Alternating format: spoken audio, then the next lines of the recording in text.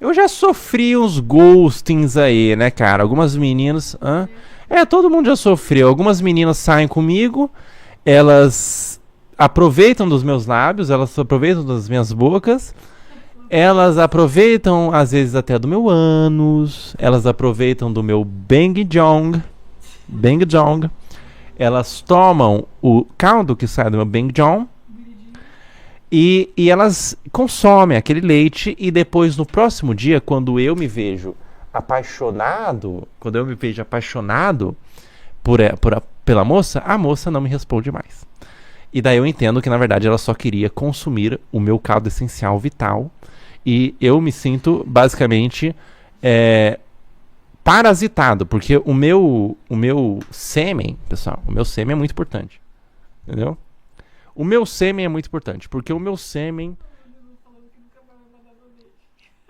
A menina falou que nunca mais dá donate. A menina quando dá donate falou, nunca mais vou dar donate. Ai, cara. Porque o que acontece? O meu sêmen é muito importante, porque o sêmen é o caldo vital do homem. O sêmen é o caldo vital, existencial e profundo. O sêmen é tudo. O sêmen é tudo. E quando a menina vem e toma os meus filhos, cara. A menina tem a pachorra de tomar os meus filhos. Ela engole os meus filhos. As minhas crianças. Ela engole as minhas crianças, digere elas. Ela engole as minhas crianças. Amadas crianças. Que papai já ama. Papai já ama. Papai não conhece, mas papai já ama. E daí ela me dá ghost no próximo dia, quando eu decido amá-la. Eu falo assim, essa mulher vai ser a mãe dos meus filhos, ela vai lá me dar ghost. Agora eu vou explicar o porquê que as pessoas dão ghost, o que eu acho disso. Basicamente, o ghosting, ele representa uma covardia, tá?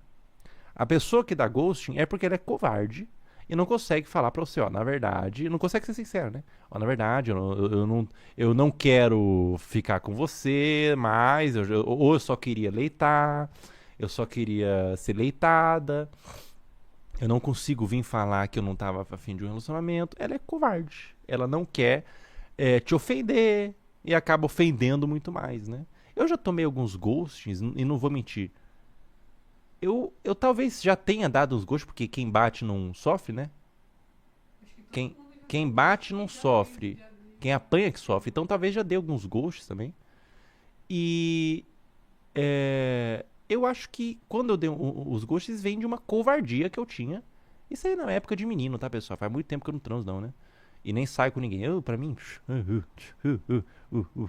Mas na época que eu tava descobrindo os meus testículos e meu pênis, eu tava e estava descobrindo a vida sexual, descobrindo ali os mamilos, como funcionam os seios e tudo mais. Depois que eu entendi que não é muita coisa também não, daí eu parei, né? Mas quando eu tava em descoberta achando que era o máximo, eu tive algumas saídas de aventuras sexuais, né? E daí eu acabei tomando alguns ghosting aí, né? E é uma covardia que a pessoa fez comigo de, cara, não consigo falar, não consigo nem falar que eu não quero me relacionar com você, não sei lá, que eu tô confusa, sei lá. Não consigo nem falar, vou só ignorar. Eu já tomei um gosto fudido que foi num dia depois de eu ter broxado, cara. Isso aí machucou pra caralho eu, né? Porque eu saí com a menina, eu gostava pra caramba dela e até hoje eu tô machucado com isso, cara. Até hoje eu tô machucado com isso e eu sei que machuca, né? Eu saí com a menina, era apaixonado nela, foi a primeira vez que eu saí. E daí, eu falei isso até no de noite, cara, pra você ter noção do quanto que eu tô machucado. Pra eu ir num programa e falar no de noite, cara. Então é um trauma tão grande que eu tenho que falar essas coisas, né?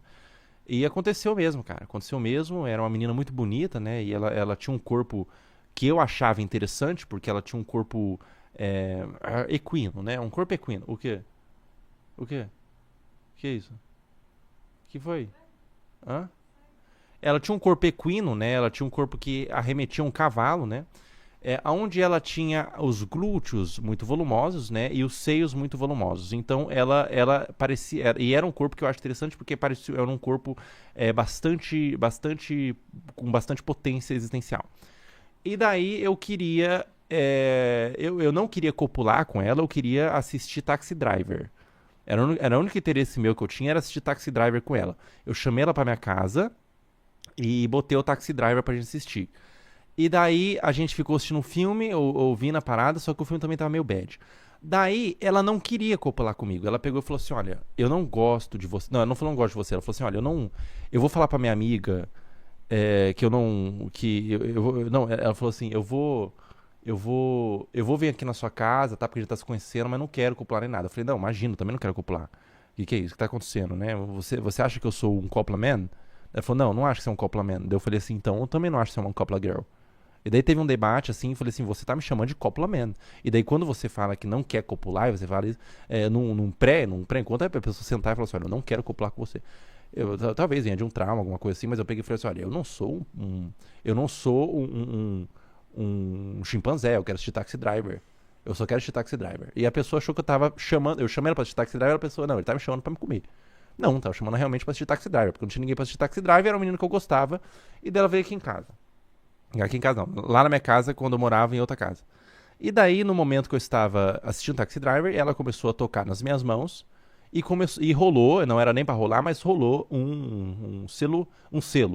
Rolou um pequeno selo com os nossos lábios. E daí teve toda uma transmutação labial, onde teve sim língua.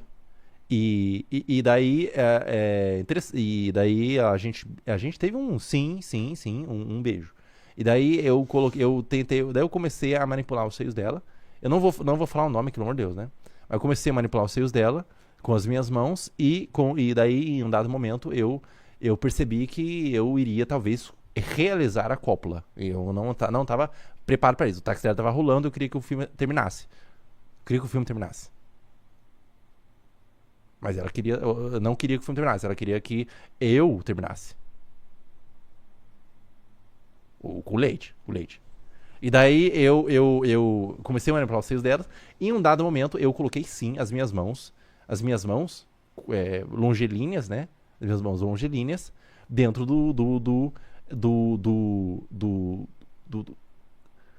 dentro do meu ânus. Porque eu comecei a perceber que o meu Bing Jong não ia reagir. E eu achei que introduzindo, talvez, estimulando, talvez, o cartucho do cu, eu iria poder, talvez, ter uma reação. Depois disso, a menina levantou em cima de mim e deitou e começou a esfregar as partes íntimas no meu cacete. E daí, só que o meu cacete, ele tava mole. Ele parecia como a bexiga. Quando você enche uma bexiga e você murcha, é aquilo. Enrugado, moles, e não tava nem. Ele tava um pouco aquoso, porque já tinha saído alguns precans, mas ele estava mole, xoxo, capenga. E também muito pequeno. E daí ela tava começando a se esfregar e ela começou a perceber que não sentia nada. E ela falou assim: você tem vagina? Eu falei: não, eu tenho pênis. E daí ela falou assim: mas por que está me arremetendo a um sexo sáfico? Por que está me arremetendo a um sexo lésbico? E eu falei assim: porque o meu pênis está pequeno. E ele parece realmente, vendo dessa forma, que é um clitóris. Eu expliquei isso pra ela e ela continuou se esfregando e falou assim: ele fica duro em algum momento? Eu falei: não sei. Eu achava que sim. E ela começou a se esfregar e daí eu peguei e falei assim: isso aí foi a situação mais delicada do mundo. Papo reto, esse aí foi o bagulho que mais machucou do mundo, velho. Que eu peguei e falei assim: eu tô nervoso. E daí ela pegou e falou assim: eu sei. Eu percebi. E daí eu já tava com a minha masculinidade, com toda a minha honra e com toda a minha dignidade na cabeça do meu pinto, pequeno e mole. Então toda a minha dignidade tinha sido jogada fora para os porcos roerem. E daí eu já falei: eu já não tenho dignidade nenhuma. Daí eu peguei e falei assim: a gente pode tentar outro dia?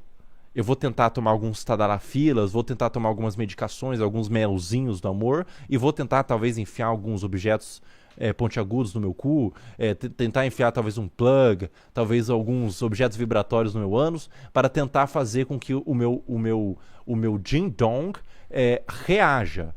A gente pode vir outro dia? Obviamente não falei tudo isso. Eu pensei, mas eu só falei: a gente pode outro dia? Ela falou: pode, a gente pode terminar de assistir o filme. Quando voltou pro filme, esse foi o maior trauma da minha vida, porque o filme nem tinha acabado. Nem tinha acabado. Não tinha chegado na cena mais foda do filme que ele mata todo mundo lá. A menina pegou e falou assim, eu quero ir pra minha casa. E eu falei assim, hoje em dia tem Uber. Daí ela falou assim, você vai me levar pra minha casa? E eu não entendi, porque se tornou quase uma intimação, quase como, tipo assim, você não ficou com o pau duro, então você não é mais nada. Você agora é um serviçal imundo, lixo, pior do que tudo. Você se tornou um taxista, você se tornou um provedor, você se tornou um garçom, você se tornou um serviçal completo. Daí eu falei, intimidado, eu peguei e falei, tá, eu vou levar você na minha casa, na sua casa. E ela chegou com a educação, ela pegou e falou assim, olha, quando você voltar, você avise que você voltou. Eu cheguei na minha casa e falei assim, oi, eu mandei mensagem, oi, eu voltei. E eu tava ainda com o pênis mole, não vou mentir não. Em nenhum momento do trajeto meu pênis ficou duro. Eu falei, eu voltei. Com o pênis mole eu digitando. Com o pênis mole. Não com o pênis, eu digitei com os dedos, mas o meu pênis estava mole enquanto eu estava digitando com os dedos. E daí aconteceu uma coisa. A foto dela tinha sido transferida. Ela deixou de ser a foto dela e se tornou um boneco branco. E o nome dela continuou. Mas a minha mensagem não vinha mais de 2 trapos. Eu entendi ali que eu tinha sido bloqueado. Eu entendi ali. Depois disso, foi um trauma fudido pra mim, foi um ghosting, né? Porque eu brochei, eu tomei um ghosting, né? Eu comecei a entender o papel do homem não é só... O papel do homem é também ter um pau duro. Eu comecei a entender da pior forma que o papel do homem, infelizmente, nessa sociedade patriarcal e imunda, comecei até a me ater a conceitos importantes, patriarcado, pra tentar até me recuperar, minha autoestima não funcionou. Não funcionou.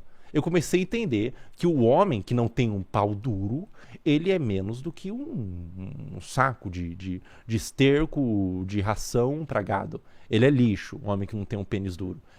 Se você é um homem e tem um pênis mole, eu comecei a entender através daquela lição que você não é nada. E aquilo abalou completamente o nosso time, porque eu vi as estátuas de Davi e de Michelangelo com um pênis mole e pequeno, e eu achava que era glorioso, porque na Grécia Antiga, eles se tratavam, quanto menor o pênis, maior a inteligência.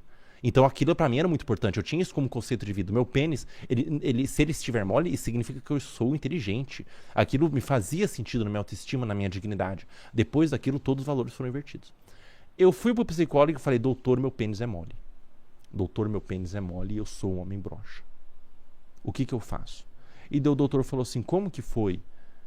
Como você descobriu isso? E daí eu falei que eu tentei fazer isso, que eu tentei transar e não deu certo. E ele falou assim, talvez é um momento de você se aceitar. Um momento de você conhecer a si próprio e aceitar que talvez você é um homem com síndrome de Klinefelter. O doutor olhou pra mim e falou, talvez você tenha um cromossomo feminino a mais e é hora de aceitar que você é um homem afeminado, feminino, aliás, um homem feminino, e tá tudo bem. E aquilo me ressoou de forma positiva na minha cabeça, eu entendi aquilo, eu agradeci o doutor, paguei a consulta e fui pra minha casa.